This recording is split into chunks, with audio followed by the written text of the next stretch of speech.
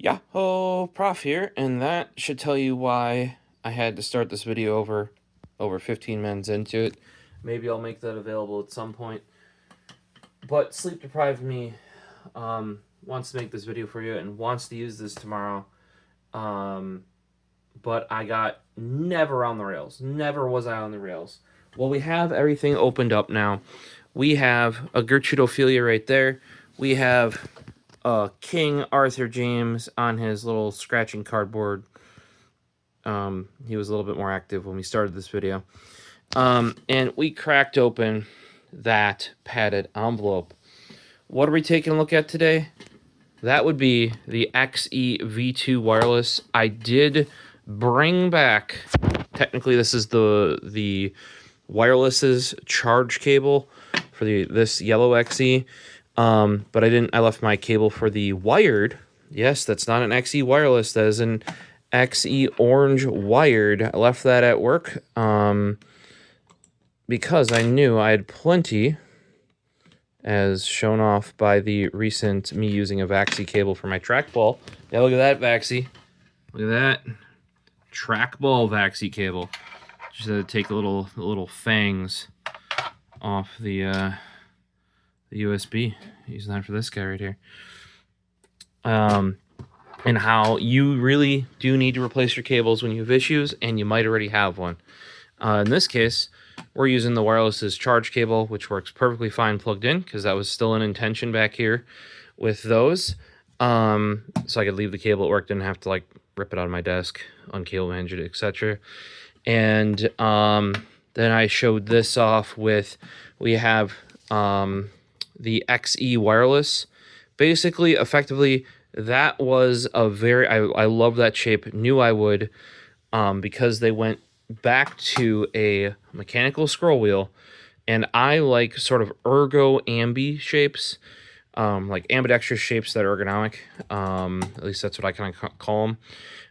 And they kind of build this as a productivity and gaming mouse, not just a pure gaming mouse, like something like the E1 might be, or especially the NP01S, and others. So I knew I was going to like this out of the gate.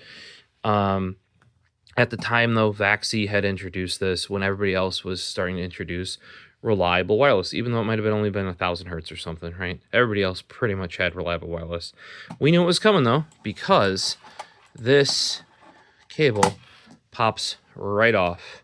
So we knew eventually this was going to become this. And I didn't, as much as I really like that orange, I could not have two mice that effectively look the same.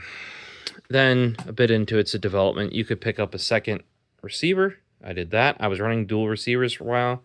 Sadly, when we started to go to the competitive firmware, and especially once we went to the 4K, potentially soon to be 8K receiver, there you go, I have it, XEY. We lost the dual dongle capability, and they kept trying to bring it back even with the 4K, but I asked them, and they're like, they have no plans anymore. Like, that's not even on the, like, to-do want list, future ideas, future whatever. We got software, despite them, I don't want to say they said we never get it, but it definitely wasn't a priority. And we've got that. I beta tested that. It's out now. You can update your E1. I think that's what it shipped for, was the E1, I want to say. But any of the modern mice with updated firmware can interface with that now. And that brings us to this guy, the Vaxee XEv2. You might be able to see the color there. Hey, that doesn't look like the most sealed. Well, there's a reason for it, and that is my username in the upper right corner. Originally, I ordered the black one, and it's actually not black. It's obsidian black. Because the launch colors, if you want it on launch, were obsidian black or pink. Pink they've had before, so I wasn't interested in it, and I do have pink mice. For those wondering, it's not like, oh, you're poo-poo on pink. Nope, and I've even bought Frozen Slate, a pink EC2B back in the day. Mostly because I already had the blue one, and there were only two colors for the Divinia version. I was going to go with the Obsidian Black because I didn't like their black. And I had it all ready to go. Had ordered it with, because I'm on the VIP, you can get it customized. Though with the black, you can only do 8 characters right there, and with pink up to 12. So I can only do 8. Sadly, the Prophecist is 12, so I was gonna go with black. However, there was the issues. Temporary suspension of sales and recall notice. And that is because the bottom of the mouse warped. I don't know where. Base issue. Apologize to those experienced. Basically, the bottom of the mouse, this guy down here, was warping. So on hard pads, which, I mean, I do want a wall hack Gen 4 pad, but there's only been one design that I've liked so far, and that's sold out. I don't know. I was on there waiting and clicking and checking out, and I still got it sniped. And they don't seem to want to make more. Because I wanted something a little bit more colorful, and a lot of the previous ones were either primary black with white accents or primarily white, like grayscale with maybe a color here or there. There was finally one with a lot of color on it, and I was like, let's go. And I was there, I was in the Discord, I was doing the thing, didn't get it. What, however, this enabled to happen is, because the base got delayed for these, right? These guys were going to come out at the same time. White, which we've had before, and here you go. White that we've had before, and the new lake green. Now, I've never been partial to black mice, though I was interested in the Obsidian Black because of the black. If you look here, both are 12 characters, which the Prophecist neatly fits into. So we went with the new color, the lake green. I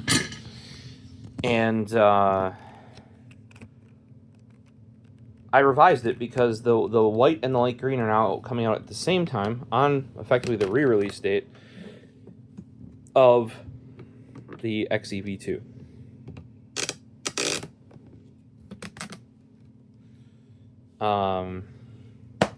And yes, it was delayed. Kind of in compensation for the delay.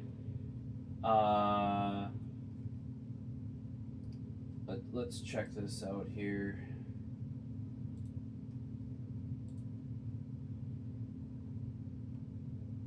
As long as you don't return... Same thing with the MP01S. As long as you don't return this guy, they ship you one of those. There's a slight exception if you're part of the VIP thing. You do get a test of... So now reading it, this should be my NP01S case, not my Vaxee XEv2 case. The XEv2 case will come if I don't return this guy. I don't plan on returning this guy.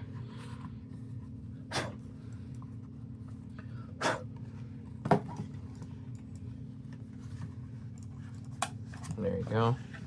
XEv2. Or sorry, the NP01S V2 nicely fits in there. To be truthful, I could probably dual mouse that. Nope. A little too tall. Let's probably put the cables on the top of this, mouse on the bottom of it. There you go. At least now keeping it on my desk, I don't have to get it all dusty.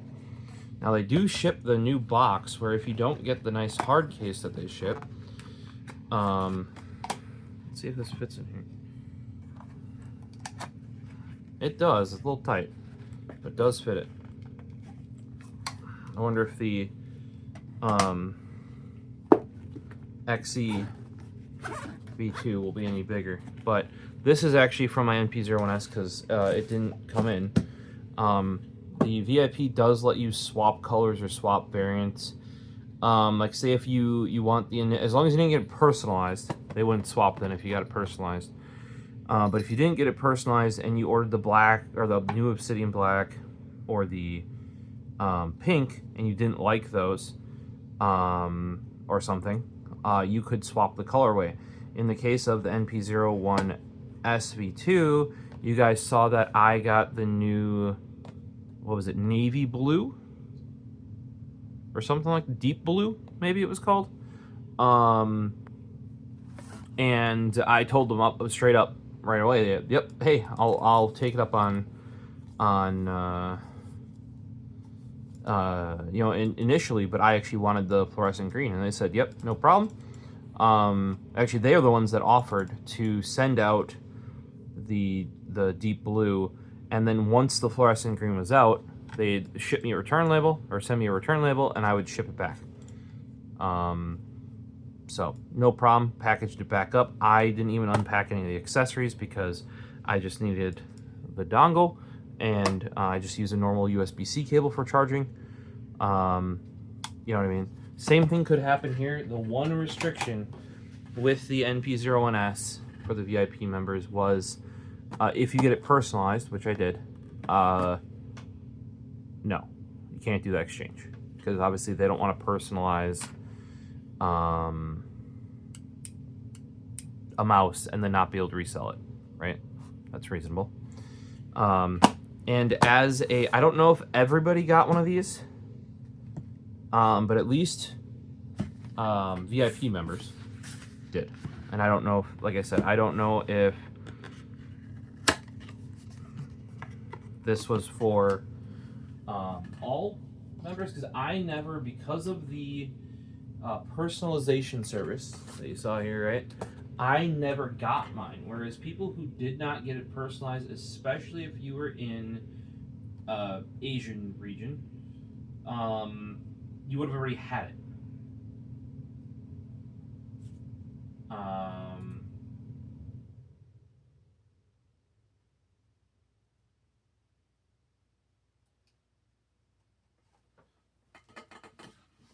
So I didn't get mine by the date that, you know, like they thought they would get it to me, because they stopped shipment, because these have to go to their headquarters, I think in Taiwan, I want to say, or their main distribution back in Taiwan. Let's go back here. Hey, thank you, blah blah blah. Yeah, they did a very good job of communicating it. They're like, yeah, be aware if you do that. We might have missed the mouse case. Unseen issue, V2 units and ship various. However, since engraving, must go to their Taipei office. So that is why the I never got the initial unit, is because they actually ship. They can't just ship straight to the U.S. They have to ship it to their office in Taipei, and then ship from there. So this is another one of their mouse pads, PA. I think this is the same as one. I got one of their other ones that they had kind of as I don't remember if it was the VIP members or people who had just shopped with them as like a New Year's gift. That's pretty common to see out of like to good customers and stuff. They've sent shirts before. That was before they had their whole lifestyle line. And they're using it as kind of like a, like, oh, hey, we'll give them to these people and let us know how it goes. And then, you know, they ended up offering the shirts, which are really nice. And maybe at some point I will pick some more up. But we're going to use this guy for the review. It's a PA mouse pad. I didn't get to choose anything about it. They're just like, hey, as a compensation for, you know, being late and, you know, dealing with this, sent you a mouse pad, and it's a decent size here. And you all are like, oh, you're still hard on the mouse. Yep, that's how we work around here. What is that? 18.5 inches by 15.5 inches. You know, I like at least a 15 by 15. So that'll do ya. That'll do me. if I were to use it. I'll easily bring this one into work too. It's a classy, definitely like I would say Japanese inspired with like this style. And yeah, definitely Japanese inspired design here. So let's line up. We got our XE. We've got our XE wireless. And oh, we got our, this is probably not gonna help. We got our dusty ass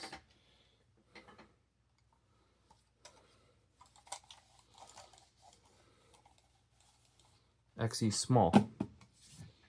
Surprisingly, I can actually use the NP01S, especially the V2 variant, better than the XE small because it's got this hook for the thumb with my grip.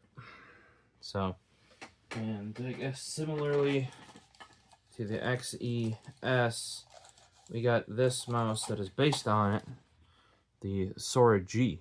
And you can see there, mouse name XES. That's probably so I didn't have to get a whole nother one certified with the FCC, etc. when it's just got the same guts as here. I would say don't go for the Sora, and this is the original Sora design, not the, apparently there's a more updated one, unless you know you like it. This is a very, it's called special shape, different shape. We got some different sampling here. Those are all on my desk. I should probably, I don't need that many, especially when I just use this guy, and I've been using this guy once the battery dies. Now, I'll be using this guy, and then if the battery dies, I'll be using this guy.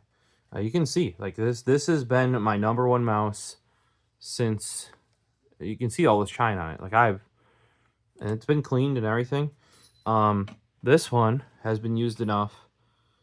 Between work and home, you can see like my outline of my goopers. I really probably gotta wipe that down with something. You can see my shmoo on there. I throw the scroll out, and even though they were out of warranty, I think it was $40 for them to replace the mouse outside of warranty. Think about that. Think about that. How many mouse companies would help you outside of warranty? I don't know many. And I've had a lot of mice. And I've for those that know my hashtag all the RMAs thing, I do a lot of RMAs as well. So I'm not going to be as cute as they did, where it looks like they unpeeled the tape. I'm going to take this. You can tell I like orange. Especially like this orange. That's why that mouse I had to have once they showed it off.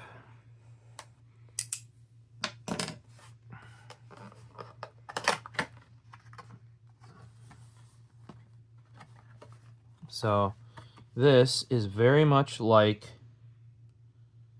is the dongle underneath now?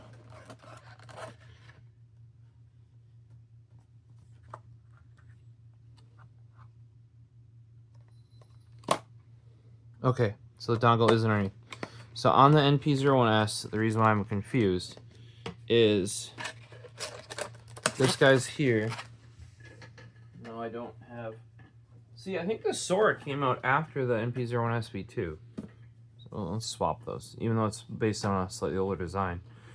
So I used the XES there, but I don't have my box for the NP01S V2 on hand. The dongle was like in a little plastic thing over there. So we've got a little cheat sheet card, which I do like. So they're saying power switch, setting, button press. So short presses adjust, long presses switch. They have simplified this so freaking much since this guy. Like, I was through every one of these. And if you're running, wait, didn't you have a white one? Yes, Squares now has it, because I would run the standard firmware, like for like your day-to-day, like for work, I would run the white mouse in the sort of standard firmware, and then because this one, once on the competitive firmware, could no longer do dual dongle, as I showed off here, which I have wanted as a feature to come back, but they have, as of kind of the pushing the web UI to everybody, they've confirmed to me that they've kiboshed, even because I was hoping like, oh, you're gonna do dual 4K dongles. It's not a thing that they're chasing after anymore. So I have a brand new 4K dongle and a brand new, maybe not brand new, but almost brand new second dongle that was for that white mouse. But that it used to be so complex to adjust things on this. Like holding certain things, pressing this, then turning it on. Also, with pretty easy to do DPI, polling rate, and I don't remember if that's liftoff or response time, or debounce time.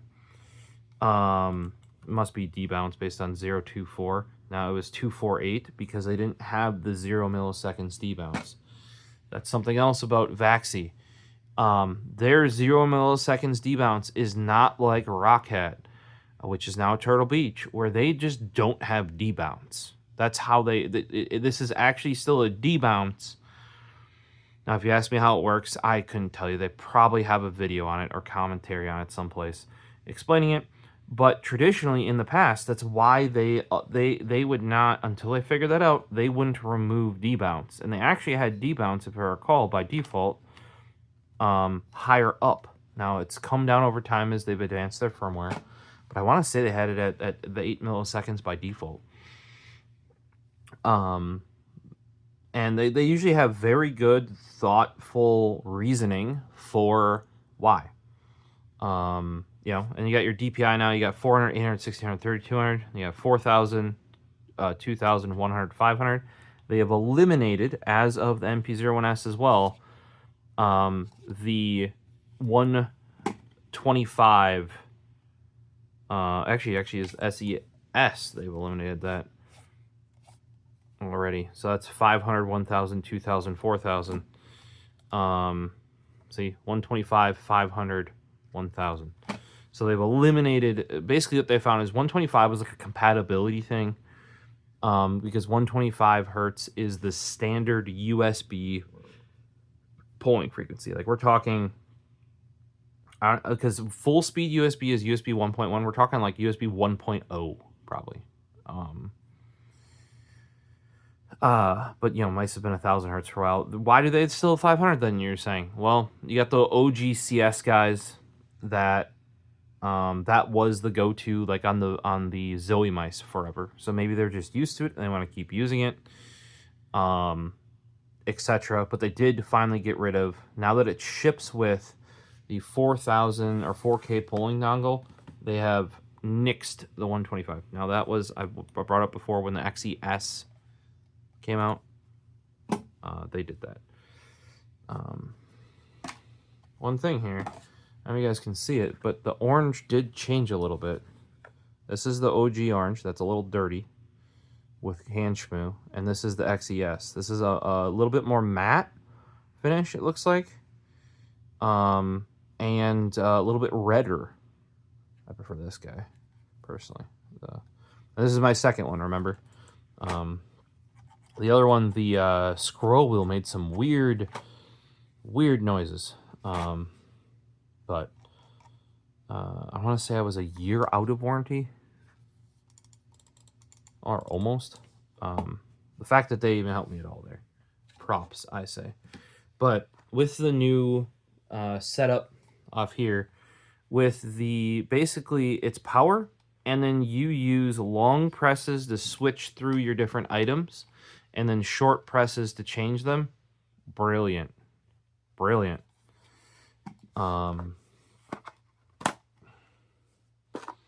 We're not going to open this up. This is their new cable. They switched from the nice cloth shoestring style.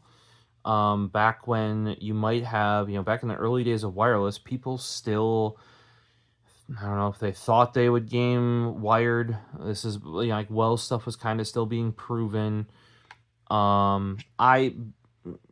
Even with the G700 and 700S, never plugged it in. I just swapped the battery out. And I never used the charging cable it came with. I used just a micro B cable. My recommendation, don't even charge this off your computer. Charge it off a USB-C or USB power brick. That way you don't have to worry about it being plugged in your computer. So what they did is to facilitate better, faster charging, they went away from the shoestring cable, which is great if you're playing wired, you know, like it would have been on the wired mouse here, right? You know, effectively, when they went wireless, you could just as effectively play with this wireless mouse wired if you wanted, right? Nothing's stopping you. But as things progressed, and this is something that I've said for the longest time, people with the mice that do, especially when they got lighter, they don't want to play with them wired ever. You're just going to charge them before you play or charge them after you play, and you're going to use them wireless. Which is why, as we go down, if you look XEs, they've eliminated the little holes for the fangs that would stabilize the cable. Now, we found David was actually using, he was using the E1 here, wired, at work. I don't remember why, but it does still work. I don't know why any of you would do it. It does still work, though. But what they found is what I found, and that is that people basically didn't play wired. So they've just eliminated that as a thing. Then they don't have to worry about the shoestring style cable. And they have continued now to include this sort of rubberized cable. It is much more, quite durable. Then it still has this little cant up for their connector. So if you did have to use it, this is much stiffer. But the power lead, power and ground, the gauge of the wire has increased so that it can charge faster. Which, hey, cool. Good thinking. Because if you're not going to use it wired, why try to get these super lightweight wires in here that are the most flexible so you don't even notice it? Because that's not applicable. Stick some more copper in it, get a faster charge out of it. They've also eliminated the ferrite, which if you're going to use it wired, you should have a ferrite on any USB devices because they put out RF. Any sort of polling device, which most USB devices do, unless it's a storage device, which might still kind of, but like a mouse especially, because it'll go on your Windows 95 or 98 computer. You might have actually even heard it in the speakers because those speakers weren't properly magnetically and electrically shielded. You want to have a cable that's designed, and that's why I put one of these actually on that trackball. For those that haven't seen it, I broke the USB-C cable for my Pluppy here, and the port's fine. I could just tell that the cable isn't seating properly, and you got to replace your cable. So I actually ended up using one of my Vaxee cables, and I just cut off the little wings. It's been working great for that.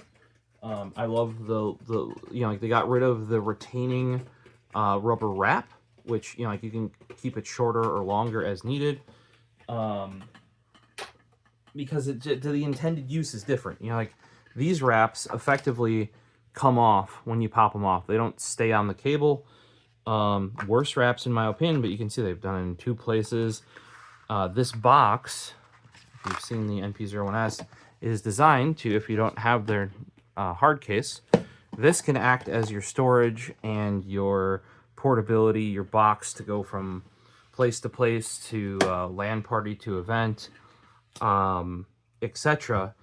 And so they've adapted it to work differently for these things. And this is the little adapter for the wireless. In the past, it's been sitting like that in the box. Rather than, looks like they've now figured out they can stuff it in the bottom. I don't know if they've adapted the box to specifically do that. But we're finally onto the mouse. You're like, oh, finally! I have to find out if these feet fit. Nope. That's been answered. Good thing I have another set of these. As you can see, I've already taken the corner off. That is the downside of using hard pads, especially glass or metal pads, which is what I prefer. And you're like, oh, you must be a speed person. Actually, the smoother it is, the slower and more controlled it is. It's actually the hard textured plastic pads that are the fastest. There are actually a lot of cloth pads that are quicker. I would actually argue that this is very similar to a sky pad, unless you're pushing down. Then that adds a lot of friction. Whereas on a hard pad, you can't kind of do the control where if you like push down, you kind of like squish into a soft pad. You don't really have that with a hard pad. But there are a lot of cloth pads that are faster than a lot of very smooth hard pads. So yeah, it looks like the feet are not compatible size-wise, and I really do like the bigger feet, the better, in my opinion.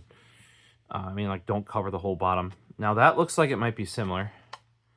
So I wonder if the feet are designed to fit the XES, like they use the XES feet, but they updated them to the double layer style. For those that have either a NP01 SB2 or this, you want to make sure this little guy is hanging down, and then you bend it back that way, because that is what lets you pull the bottom off there. There is a little foamy rubber guy right there that kind of locks the mouse in on the back here and make sure it's secure and not bumping and not being wrecked. So yeah, like I said, if you don't get the hard case, which any pre-orders that do not return them will,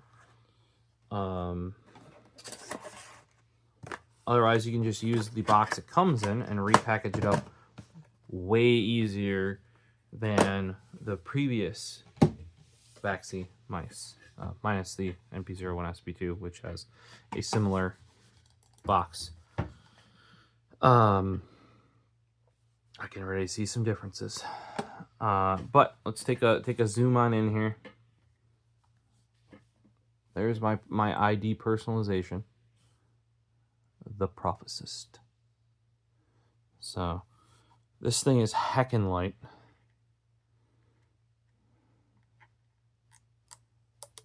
Comparatively. This is a brand new pad, so I guess there's a little bit of schmoo already on it. Oh, well, that's gonna be fun. You gotta peel the plastic off because the little pull guy failed. That's all right. I'm fully capable. So, to me, the feet on the XES look very similar, if not the same. I don't know if they have come out and stated that. I'll get my little tape measure. I got a more accurate ruler over here.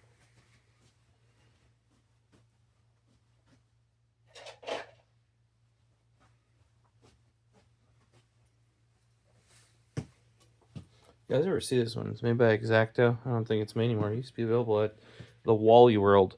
It is actually a really nice ruler, and a lot of these don't purposefully go to the end because, you know, if it was cut wrong, it shouldn't start at the end of the rule. So a lot of them, you know, have this like gap, but on both sides.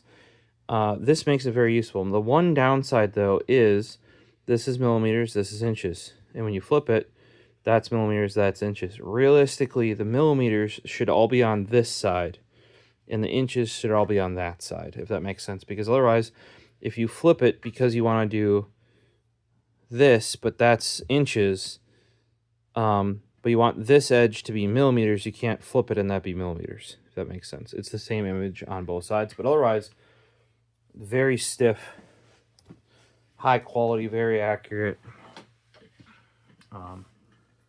A rule that I probably had for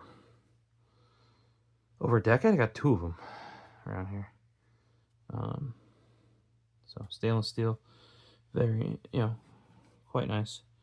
We'll go with millimeters for that's 5 cm width. Probably the same up here. Eyeballing it just under about 2 and a bit, and 2. So let's check this out. A little bit smaller than 5 cm. About a little bit under 5 there. 2 on the top. 2 and a bit. So I have a feeling that these are intercompatible. I don't know if they specifically stated. It's about 2 millimeters wide. About 2 mil. Yeah, I have a feeling that the XEs feet, or if you have an XES, this guy, the small variant, that you can put these feet on there. I don't know if they explicitly stated on their website or not. Now, this thing turtles the exact same way the XES did. If you saw it, like, they're both very stable, turtled, which is obviously something that you regularly do with your mouse, and you needed that to be figured out. Does the XE wireless turtle as well? A little bit less stable, I'd say. This thing's rock solid. XE and XE wireless, same feet. This one's got more. It's very dusty at work. I will admit that. That's got its own vibe of a feet. I don't think those match anything. And this is going to be the same as NP01 and NP01S, I believe. So let's see here. I use this guy, like I said. If I work from home, I'm using it for work from home and after. This guy, same mouse, just wires. Not on it right now, but that is how we knew this was going to be wireless. Is why do you make a removable cable if you're not intending on? And they did state they were going to make a wireless mouse. So it's like, oh, that's the obvious choice, right? That feels the same to me. I don't know if anything.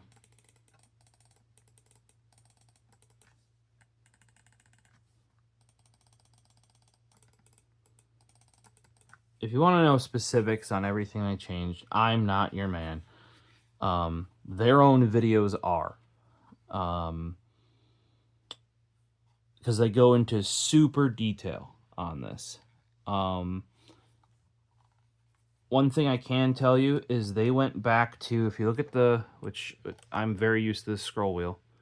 So if you look at that, like, kind of zigzag design where it goes whoop, whoop, whoop, whoop, whoop. They went back to that on here. I don't know if that's due to familiarity. But on and it's flatter. So you see how that's a flatter top on that scroll wheel? I don't know how well you can see that, but it's a flat top scroll wheel. The NP01S V2 is very rounded, right? Now if you look back at the XE wireless, it's very flat as well. So they tightened it up. That's for sure. Might be a little bit louder. But my issues with the wired one is that I think this rubber around the plastic on the inside was slipping. I also do believe it's a lighter on the scroll wheels to have more plastic because they can have the spokes go out further and less rubber. This one's definitely more friction compared to this guy. And you can see how far the plastic goes out on this end. It's a much thicker kind of surround of plastic there. I actually did not mind let me clean this scroll off. They tried a different texture for the XES, and apparently everybody hated it. Or at least I think it was especially the Japanese market, if I recall correctly, hated it. This sort of like ribbed, nubbly texture. And they're like, oh, no, get rid of it. People were like, oh, it's horrible, get rid of it. And I was just like, we were trying something different. And to be truthful, it's quite grippy. I had zero problem with it. I actually liked it. That's why I was just so surprised with the feedback, right? Now, I am happy they went to a flatter scroll wheel again. I use middle click for reload. For those wondering, click, click, click, click, click, which is why I tend to wear out middle clicks. That could be why this guy wore out, is because I'm squashing that rubber quite often, because that's middle click for reload.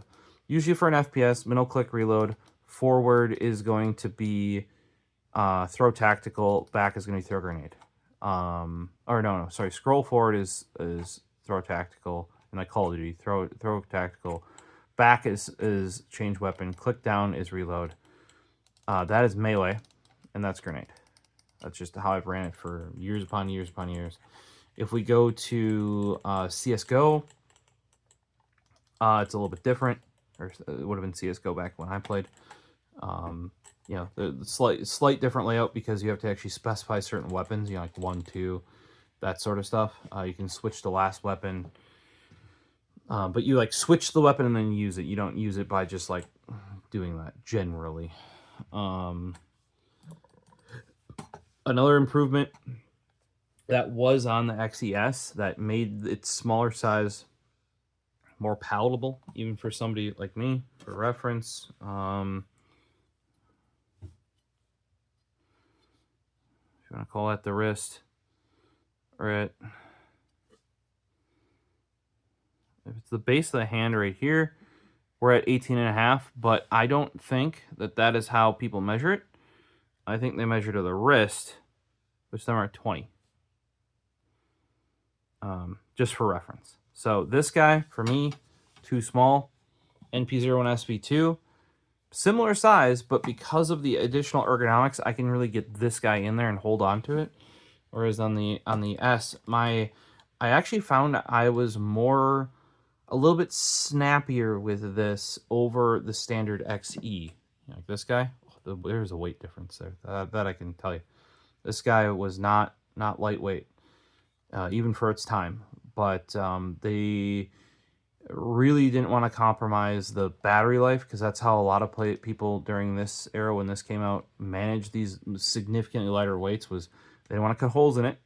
That's a first step that they do lightweight, they make it much lighter, and they didn't want to give it some impossibly short gaming session, like or battery life, which would, you know, give you a like one gaming session or something. You know, like I think they shop for 3 days on this.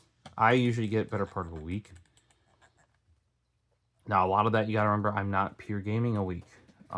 Most of that is going to be, you know, like 8 hours a day. This thing has actually died on a Friday the past 3 weeks in a row. Now, it died earlier in the Friday, this past Friday, so I could charge it up by the time I needed, or by the time I played Call of Duty. Normally I put a couple hours in on Friday after work, watching the weigh-in show. So it died a little bit sooner. So it looks to be like a bit less than a week. Now, things have been crazy, so most of my time has been going into work. And I've actually been just chilling, playing some JRPGs on the home theater PC, more so than PC game or desktop mouse and keyboard gaming. So, you know, better part of a week this thing has been lasting for me lately, because it's been dying on the same day. But the previous weeks I've just grabbed this to play. The cats are going at it. Just grabbed the MP01S to play Call of Duty that night, because this guy was down for the count. But this is significantly lighter. I don't know offhand what the rated weight differences are. I do have a postage scale over here, though, and I really can't show you it, sadly, because of everything that is around it. I apologize. Wireless one. Maybe once I clean this up a bit more. We got 2.7 ounces. This is more for relative terms, you know, like if you want. Oh, and of course it wasn't teared out. So you got 2.1 ounces on this, but it wasn't teared out. So 2.7, I guess, is, even though it was teared out. I don't know what that thing does sometimes. But still, we're looking at, what was that, 6 ounces taken off. The on and off button wasn't working.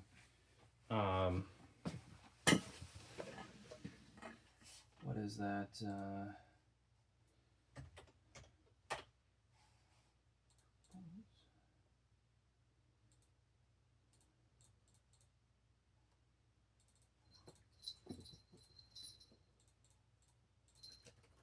22% of the weight. So it is noticeably lighter. And the balance on this is kind of forward. This has kind of fixed the whole balance thing. Another, I don't know if I mentioned this before, but the split side buttons made, even though the XEs is smaller for my, you know, decently. See how this doesn't reach here? I'm a palm / palm fingertip hybrid user. Really, I want the ass to hit here in some way, right? And that's where my hand cramps up, because I have to pinch like this. So though I can be a little bit quicker and more precise and get some, like, I've gotten some really good like just flick snapshots with the XES, my hand cramps because I have to pinch it in the back here like this in order to hold on to it, because the ass can't just go in my palm, right? I don't have to pinch in the front as much because I can, it's sitting up in there, right? And with my grip, I do like having a little bit of room in the butt, because then you can squeeze or release to do a little bit of movement, if that makes sense, rather than having to have it rigid, which on something like the EC2 before, or the E1 here, you can't really. Like, it is, because it's like a right hand ergo palm grip, at least in my size hand, like, you're pretty locked in. There is no push-pull. It's not as bad as like a Prime, like a SteelSeries Prime, which I actually like how the grip is, but you definitely have to adapt to it. Now, what they did fix on this is they raised the butt up, and they cut it short so it doesn't protrude as far in here. So you're doing swipes, it doesn't pinch on this part of your hand here, that's an improvement. But I like having, like I said, I have a mainly palm, but like a fingertip high grip. So I still have, like, I leave it a little bit loose in there so I can do these micro adjustments with the fingertips, right? And some of you might say, oh, that's going to be super inaccurate, don't do that. But that's just, it's the style I've developed over time. You know what I mean?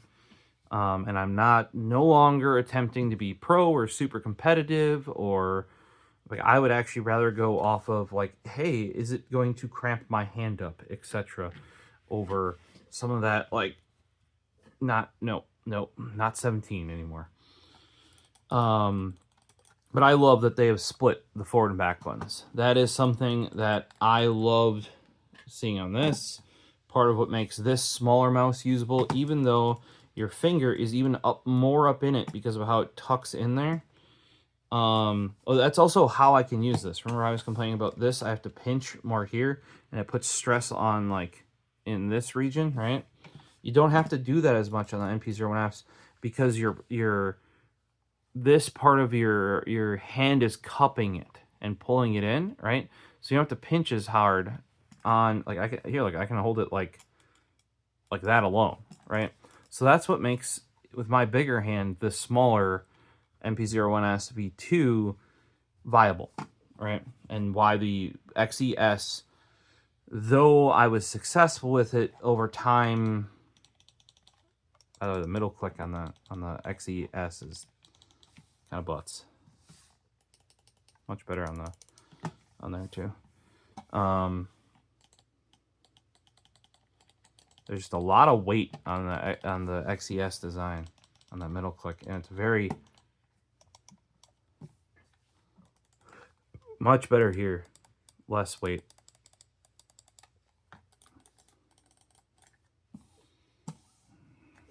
think they said they increased it, and this is something that I did notice coming from other mice to the NP01S, or sorry, not NP01S, the XE. I would get phantom right clicks. Now, once you use this one all the time and exclusively use this mouse, I did not have issues with that. But apparently they've increased, I believe they increased the weight of the click to deal with that. But they changed how it clicks, so it shouldn't be as noticeable. There's almost no pre-travel on this. Here. Like that much. And you gotta watch my hand, it's also moving. Okay, that's where it is. Okay, and then post-travel, click. I'd say there's a little bit more post-travel. Or like where I would use it, which is here. Click. There's just that little bit of take-up, to be truthful. That amount of take-up is almost the weight of my hand. There's just... Right, and then post-travel... There's a little bit, but here we'll compare that to the original, which they added these. That's why these fins are there, right? To help with that.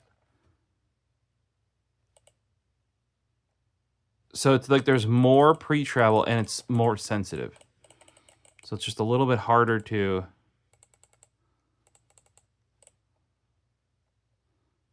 And there's way more post-travel. So they've been tightening that up for a while. You can see on the XES, they more went for like a solid insert in there. I don't know if you can tell it, but there's like a whole like piece in there that kind of like fills up the whole space. It's probably just like a raised molding. But I mean, they've really improved. Like I wouldn't say that the previous XE was bad. No. Compared to older mice, so it's like a whole thing's just flapping about. Not at all, but they have definitely improved it with this newer design. And it looks like the stops are actually on the click side now that actually prevent you from pushing too far. You can kind of see them on the front there. So rather than being on here poking up like all the other designs, they're actually on the top going down. And then you can see some of that molding that would have been indicative of the, like where they like kind of raised the shell up, like was on the S. So I kind of took that design and then took this previous design, but instead of having it on the bottom poking up, they have it on the top poking down and right on the inside here. Like,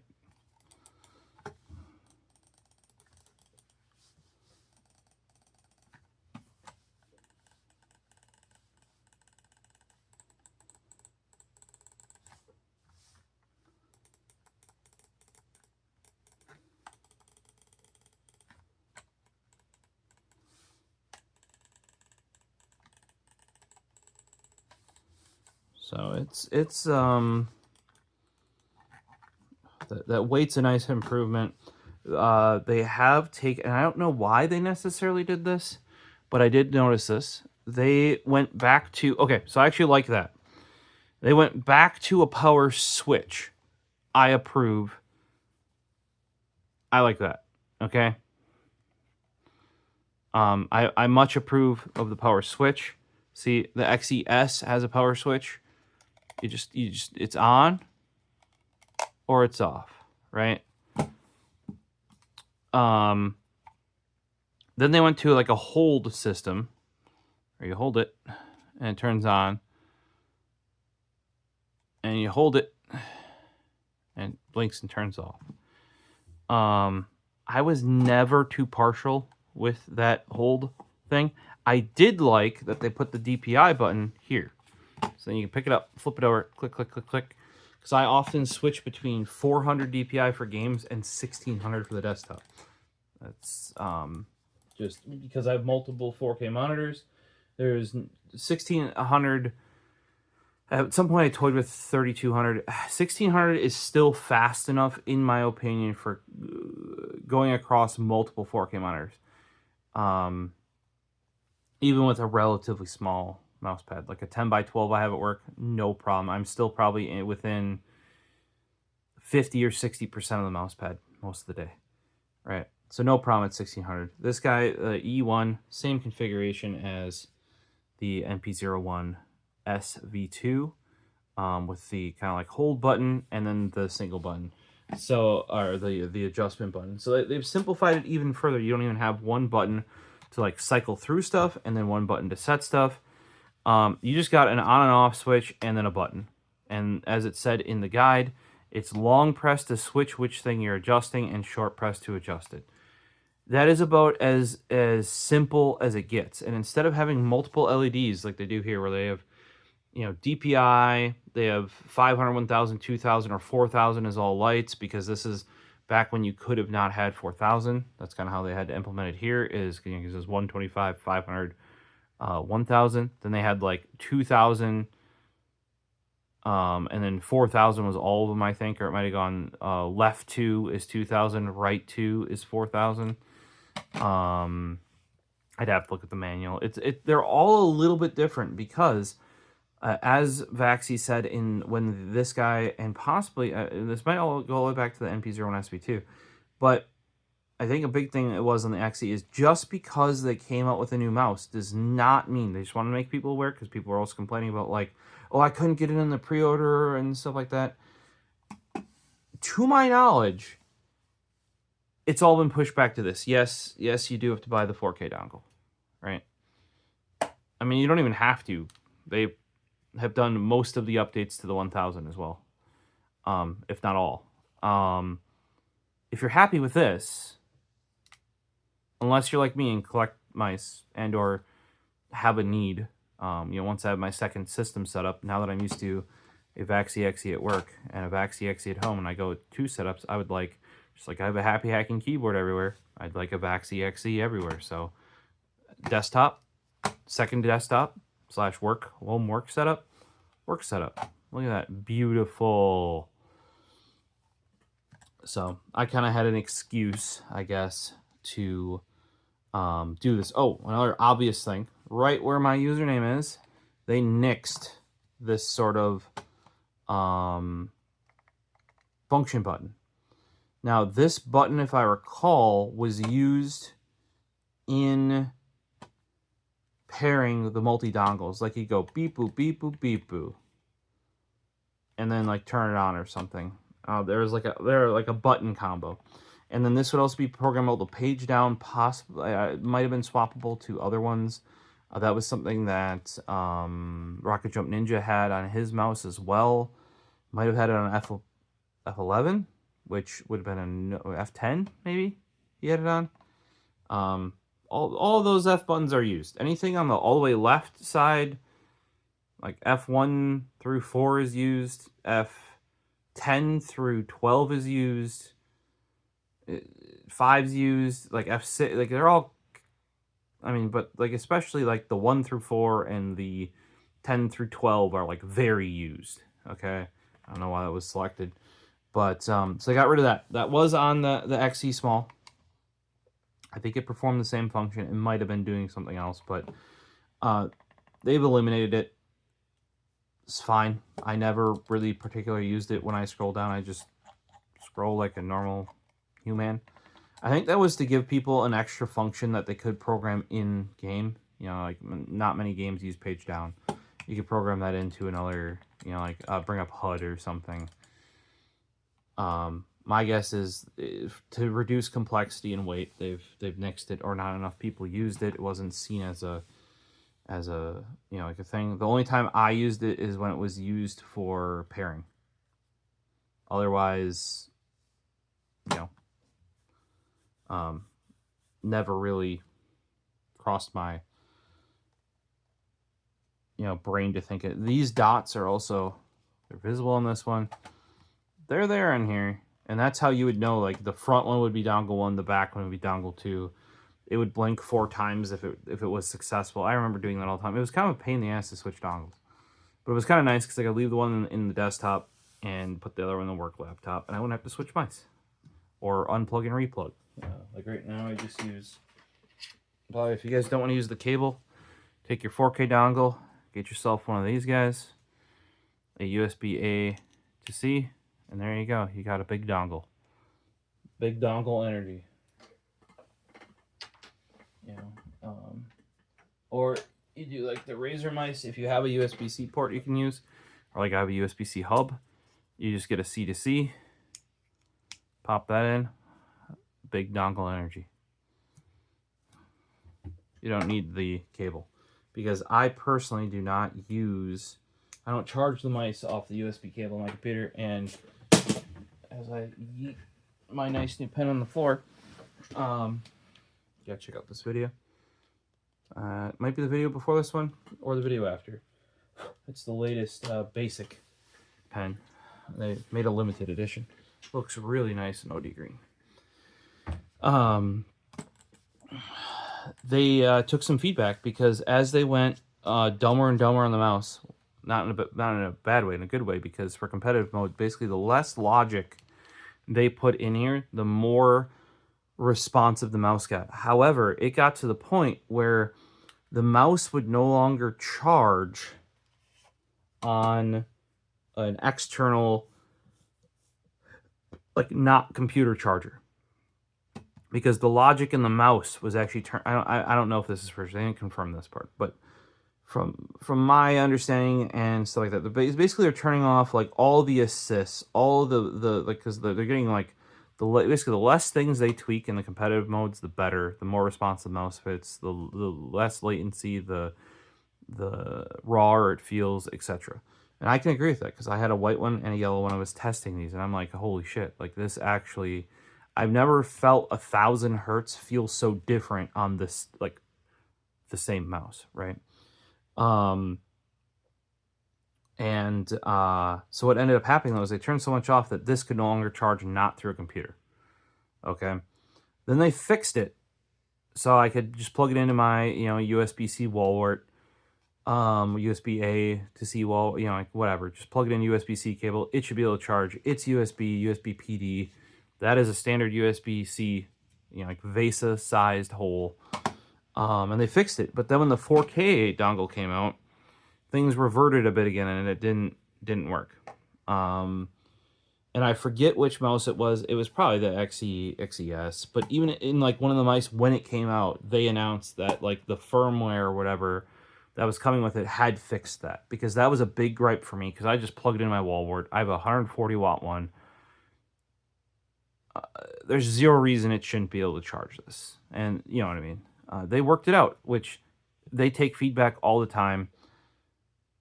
It's great to see a company like you to actually be able to submit a thing, be like, hey, I would like this to occur, or why'd this stop occurring, and then fix it. Same thing happened with their software. Like, some stuff wasn't logical, or it'd give you weird errors, or even if you had like English, it would give you Japanese errors, or Chinese errors, depending. And very, very, very good about that, which I have to appreciate. And I like seeing this. Like I said, this is why they came out with it. If you have this, update the firmware. If you update this, they even went over, they're like, the sensor technology has not changed that much. Like, performance-wise, this is effectively the same as this. Unless you think you can benefit from, like, the split side buttons, the 20% reduction in weight, roughly. The new feet style, like, you want to try all that stuff. You enjoy your mice enough to do that. Don't feel like you have to buy this, because unlike a lot of other companies, they have updated the firmware of this, pertaining this guy, to this. Now in my case, this is my go-to mouse, my favorite mouse right now. I think it's the perfect average between somebody who uses it for productivity. And I was super pumped when they went away from the optical scroll wheels. I always have issues with optical scroll wheels. I scroll once, nothing happens. I scroll once, a little bit later down the line, it scrolls twice. And because I use it for selecting weapons in a lot of games or other things, I don't want that to happen. You know what I mean? And you're like, oh, that's just those. No, no, no. I've had this happen. It also could be around the fact that I middle click for reload, right? We've been over this. The number of Logitech and Razer mice I've killed, and probably others too, SteelSeries, I've killed middle click on are numerous. There are a number of friends that have gotten free mice because of that. Because I'm like, hey, it's broken and it's still under warranty, and they just give me a whole new mouse, and I give them like, hey, as long as you don't mind middle click being broken, or if you want to fix it, it's yours. Is immense. So that may be because of that, but I've had much better luck with mechanical scrollers. So that was immediate turn on when they're like, we are going back to a mechanical scroll. I'm like, thank the fucking heavens. And then when they went into, it's like a gaming / productivity mice with this sort of ambi but larger shape, like palm but ambi. I'm like, ho ho ho, we're in, and well, you can see this is my second one of these wired XEs. This is my second wireless XE. The other one is still happily living over with Squares. Like he was gonna pick up a new mouse. I'm like, you could break out. I got the new XE. You could break out your old one. He's like, oh yeah, I could. It's a great mouse. So obviously when the new one comes out, had to snatch it up. And one thing I can say now, this probably is not fair, but this, the new green color, which I am blanking on, I was going to say leaf green. That's a Pokemon game. Lake green. This is much more soft touch than the XE that I am used to over here. But this XE is worn to the point of being shiny, right? And you even saw like around where I click, it is like legitimately worn down. XE yellow. If you're wondering why I had an original, so that was 2023 December.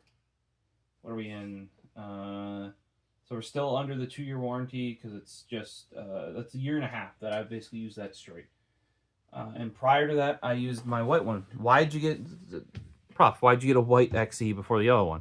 No, it's not because I knew they were going to do the competitive firmware. I kind of just, since I had to, did that. Well, originally it only came out in white and black, I believe, for the XE. And because I wanted it, and they didn't have an ETA for the colors, I don't believe at the time, or it was quite a ways out, I was like, I'm going to snatch one of those up. And like I said, I know I do not like their black finish. So I got the white one. Squares now has that. But this finish is much more satiny, soft touch. I don't know if you can tell that by the imaging. But that is to the XE and the XE wired, which it's got a little bit of wear in there. It's only been a couple months that I've run the new wired one. When I say a couple months, it's probably been 6.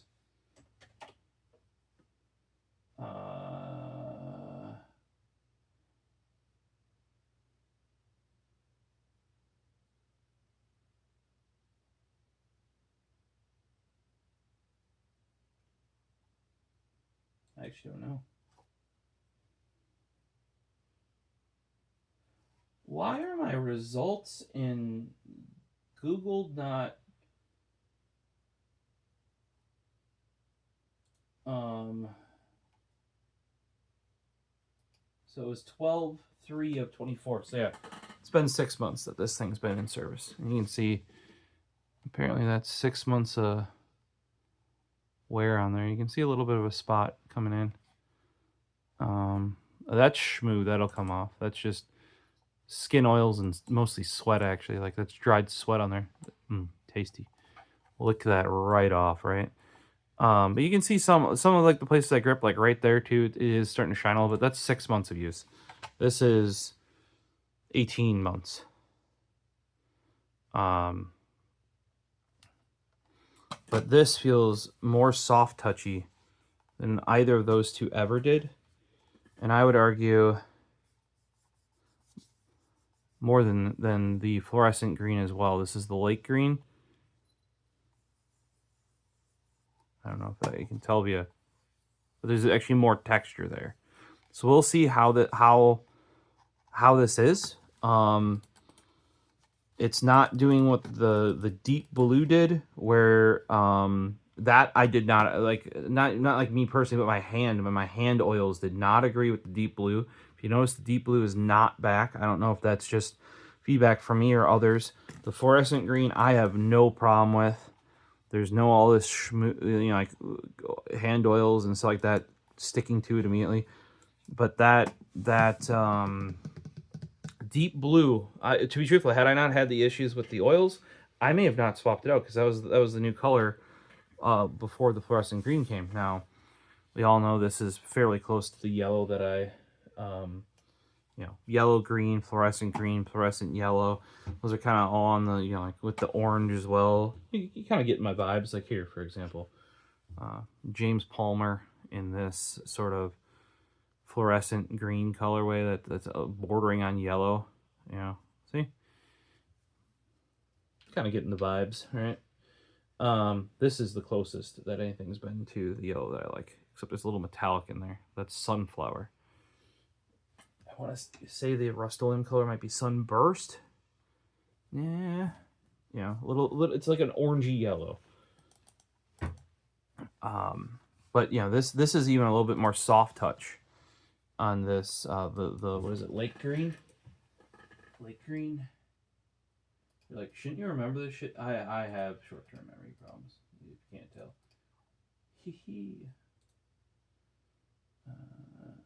Especially when it gets this way. Yeah, lake green.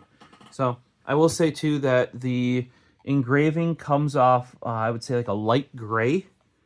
It's not silver. That's a light gray. So it is kind of hard to see on this light green, but that means it is pretty muted, pretty hidden.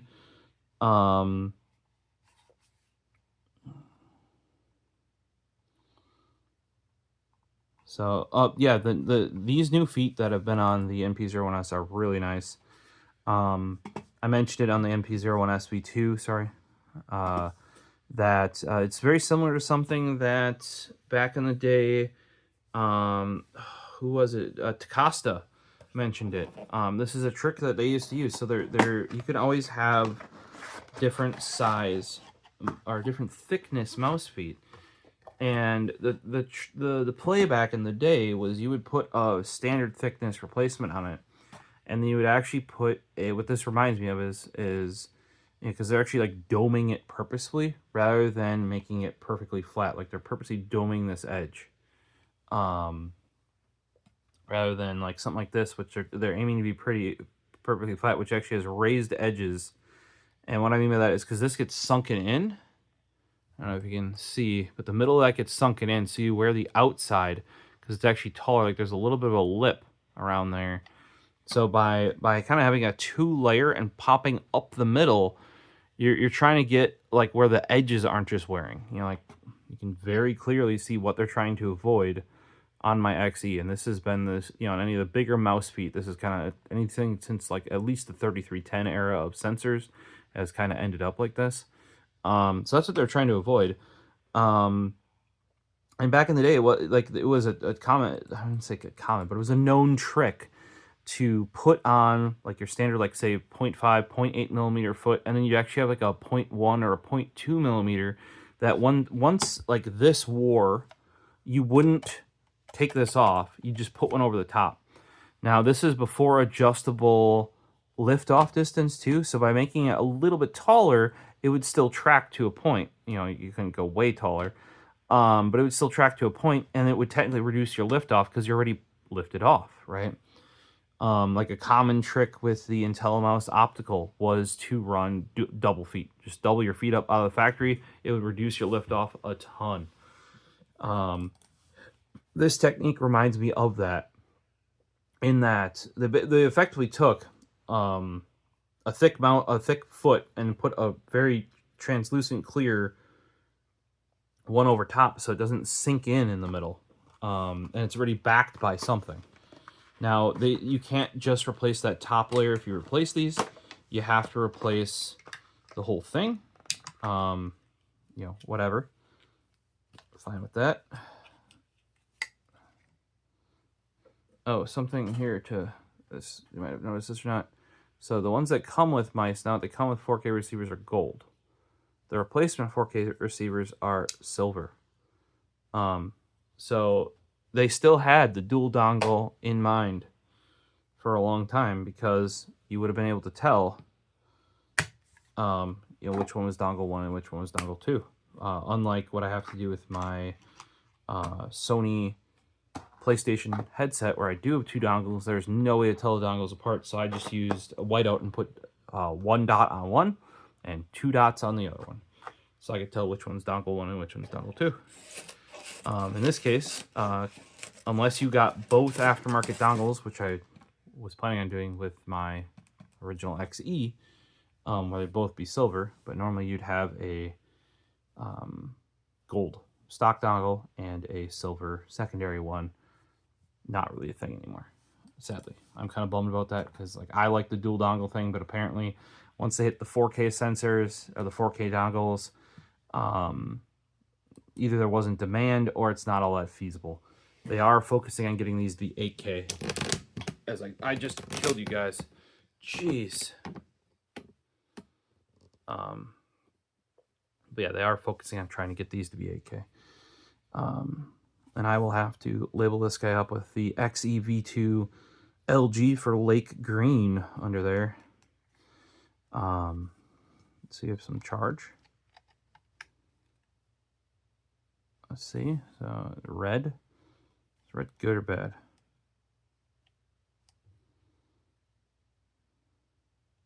I did not find the dongle.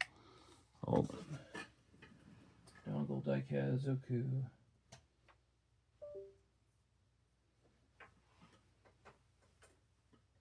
And yes, you guys are like, wait, dongle Daikazoku, what do you mean? Yeah, dongle family, okay? Dongle family. That's the new one. I really should have, okay, so how I labeled all mine was in black permanent marker on the bottom side. Which one's which? I think I thought I might be swapping them out or didn't want it obvious. I should really write with like a silver or white on the top, or maybe even print out like a label with my label maker or something. Yeah, because you tell me, here, there's actually another one back here too. You tell me, and these are all gold. So yeah, good luck. At least with the XE, I could tell because it was the only silver one over there. Let's see here. Okay, we turned around. We got, ooh, no, we're dead. I think we're dead. Alright. So here's how I normally charge it. I go down here and I grab this USB-C that goes back there to a brick that's on the back side of my UPS. Or you could go to the USB-C that's on the front of the UPS, but that's, I think, only an 18 watt. This guy is either 100 or 140. You plug it in, and it should be charging. I don't know if it is, though.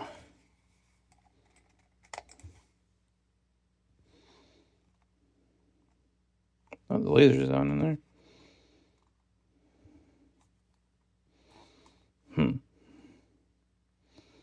I don't see a charge indication because I took away the dots. I'm used to the XE, and effectively on the yellow guy, the dots that are up here go beep boop beep boop beep boop until it's charged. I got nothing. Now, something that I did run into at one point as well, even once it was fixed charging. Now, this has been fixed as well. In order to charge off of not a computer, Yep, you could plug it into one of these power bricks, right? Oh my gosh, doing this like half-handed is awfully hard. But you would have to turn the mouse on to charge it. Now, that has been fixed even on the XE with firmware updates. However, I don't know how to tell if this is actually charging because I'm not seeing any Oh, is it that guy? That's the guy that goes red when you're low on batteries. Is that little guy on the front. So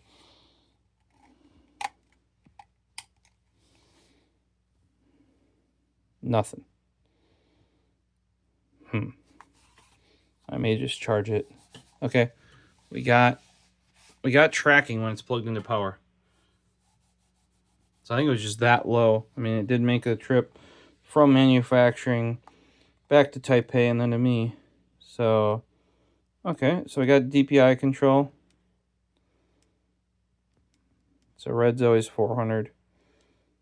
Purple, blue, that's 16. Yeah. And then if we switch to hertz, we got our cheat sheet over here.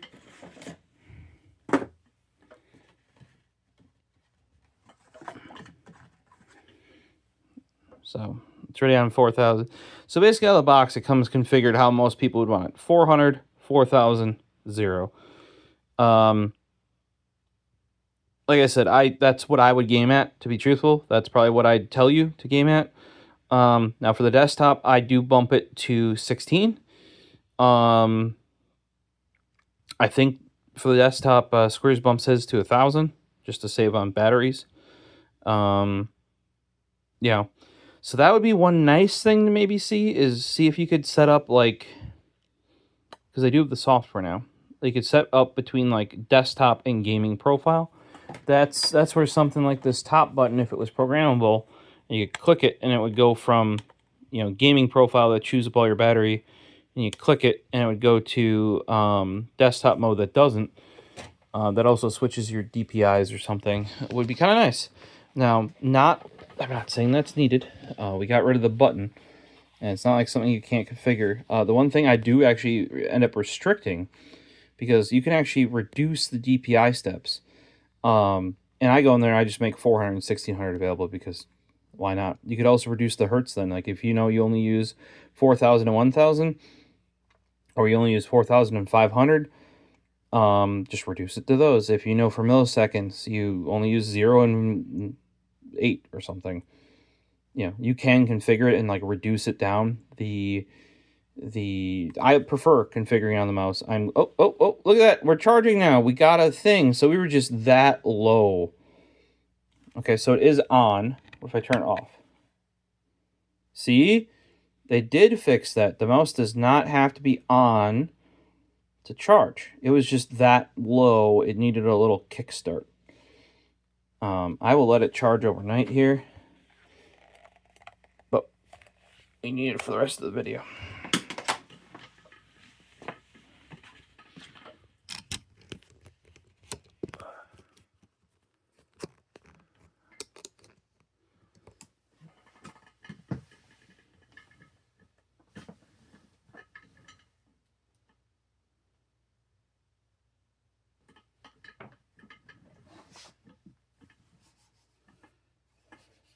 I have no mice that work plugged in, or at least no mice that are on. Yep, that are plugged in. What the hell? Oh yeah, XES orange. Sword G. Okay, E1. Cool. Yeah, I really need to label these on the top. Color you can actually read.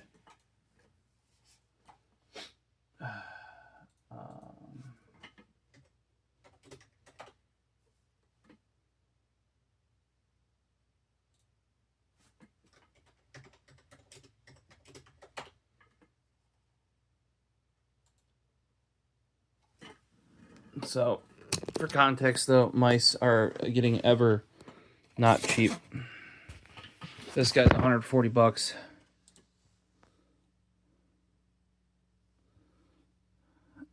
you go, 140.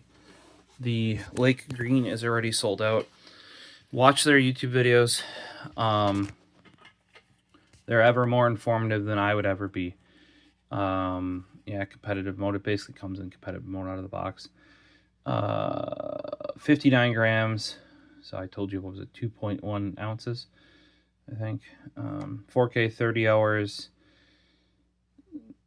34, 38. I just run in 4K.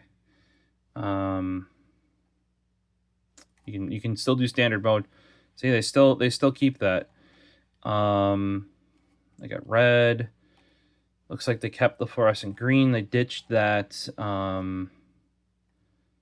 There you go. 100% in an hour and 50 minutes. 4-stage DPI. You can now customize those DPIs using the web thingy. That was a complaint because I know people that used 500 DPI or used 1800 was a common DPI because that's what Death Adders were for the longest time. And I want to say I know people that used 1000 or 900. So the fact that you can go in there now and kind of like customize it a little bit more is kind of big for those people where your 400, 800, 1600 was a little bit too. Yeah, I definitely knew people that used 900 and people that used 1000. I think one of the mice it might have been the XES had some without a firmware update, wasn't the standard, but it was after, stuff like that. Watch their video that's on YouTube. They go over more like all these little tweaks, why they did it, etc. They do a great job of that. Do they have a comparison of shapes on here? Maybe we gotta go to the XE products wireless mice. They still have the original XE. Negatory. 4K. XES maybe.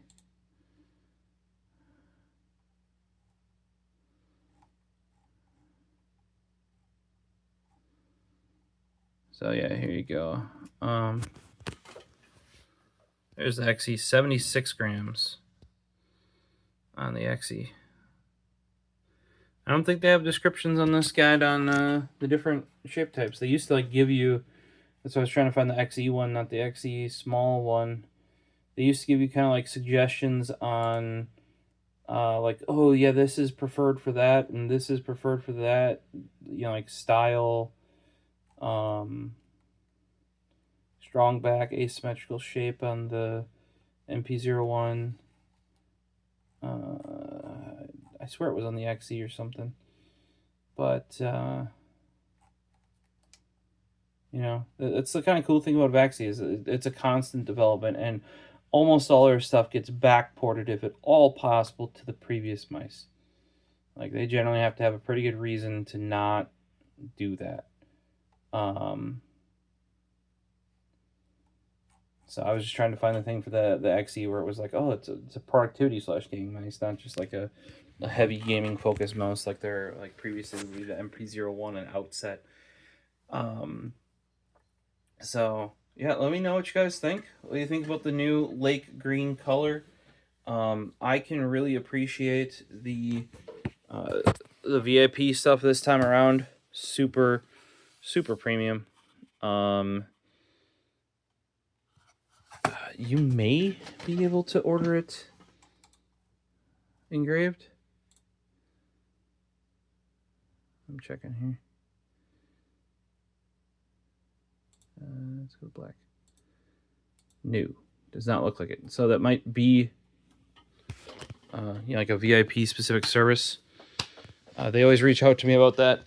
It's not something I ask for, but I do appreciate. That's how we got the nice mouse pad we've been doing this review on. And yeah, this light green, it's going to be interesting. This is a much more of a soft touch finish. I wonder how it's in a matte sort of satin soft touch finish.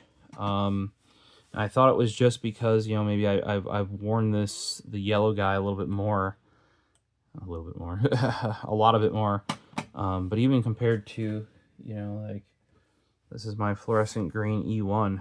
You can definitely tell it's more satin, you know, and it feels it in the hand. Like I said, my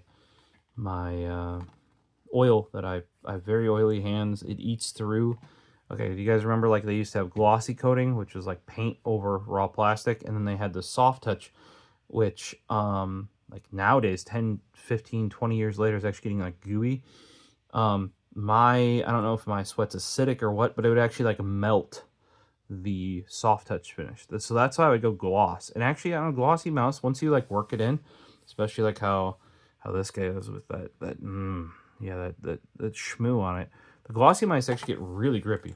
And eventually I got Squeers onto that, and I got him converted to glossy mice. And then Vaxee went away from glossy mice to these colors. I do think it was an improvement. It was just like I finally got the guy. You know, he understood what I was preferring and why. And then no more glossy mice. But ever since they went colors, you know, with the XE, I love this orange one. You can tell, use it all the time. I preferred the colors over the white or the black options. Hands down, the finishes were better. They must have had enough complaints about the black one to go with the new Obsidian Black. I was interested in testing it, but then once the pre-orders got extended with that recall, and I got the offer to go to Lake Green because it was effectively coming out at the same time, I took it because not only can it fit my whole username, it is a much more striking color that would not only look great with my, not this mouse pad necessarily, but my SkyPad I'm currently using, but is most people probably wouldn't even know the Obsidian Black is a different color. What I'm hoping there is it doesn't have to be necessarily different than black, but that finish needs to change. And hopefully it did. I was interested in looking at that one, but I'm more interested in looking in the new light green color. I am not surprised to see the deep blue. Also, the navy blue of the E1 gone. That looked like a nice color, but I mean, you saw it coming with the deep blue shortly after. Squeers has my red E1 because I did buy a red E1 because the fluorescent green was not even announced, I don't believe, at initial launch. And then when I saw it, I'm like, I gotta have it. And then once he realized an E1 was just a improved EC2, and an EC2 is a great mouse, he took that red one off my hands. So, like I said, he's got two great mice. He's got an XE in white and an E1. All great shapes. I wonder with this, I think somebody mentioned, but I believe the new Feet F, the NP01S V2, will fit the E1. Like that's the same, so you could upgrade this. I'm not going to until I wear these out. You can see that they were trying to avoid that dished vibe. Now this one is obviously, you can see some wear, right? But these are much flatter than the design that they managed on the XE and some other mice, right? So yes, it's going to still wear on the edge more, but it doesn't have this cupping on it. So that's what they're kind of going towards, which is then why you saw this change, right? You can see what they were progressing towards. And I will admit that these feet, even without the new 2-layer design, despite being smaller, slid a lot better than these feet, like friction-wise. Now, I prefer the bigger feet, personally. Always been a big fan. When the EC2 went from the little corner feet to the big feet, such an improvement. And that's also where this kind of went back to, because some of the other mice have much smaller feet on them. We downsized a little bit, but I still think this is reasonable sized. But I did really like. You can see where it shrunk down a little bit. That also should correct, like I said, it looks to be the same size as the XES. Which if that simplifies the number of feet they have to make, you know, so they don't have big feet mice and little feet mice and then different styles and designs. You can't fold them for that. You know what I mean? This feels incredibly light.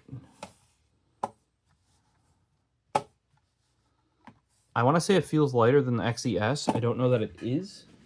I think it might be 59 grams versus 60, 61, I think it was.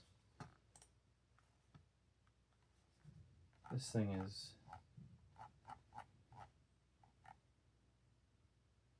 yeah, 59. So this guy's...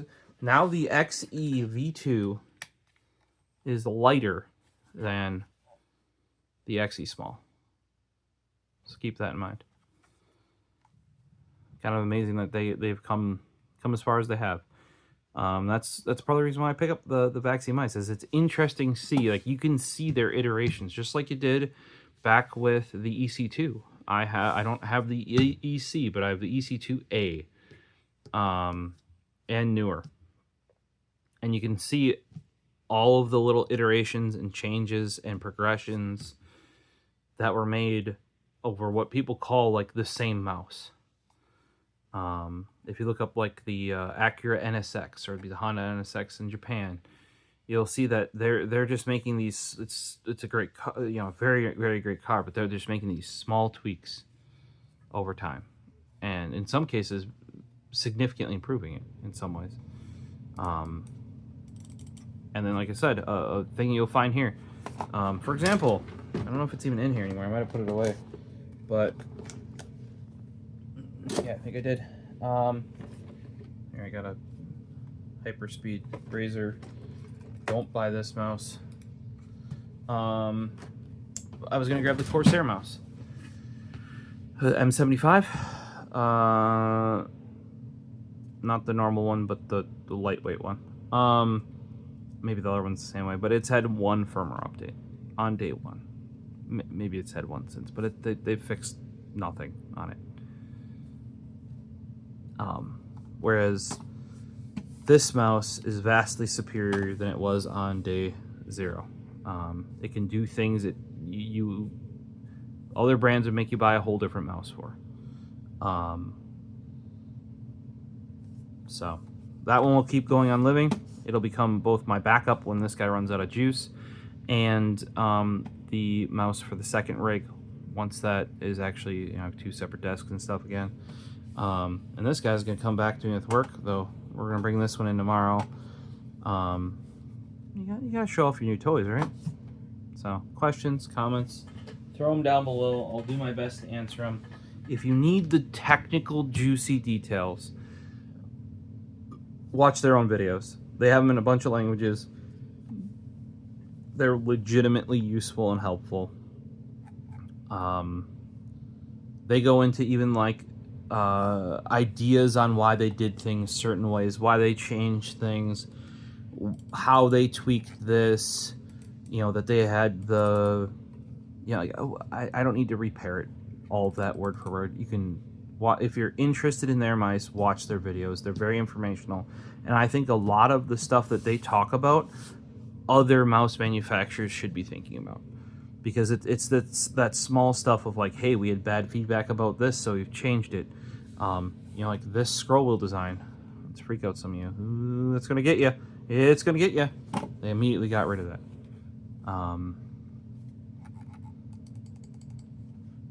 So I'm interested to see how this plays when Friday comes around.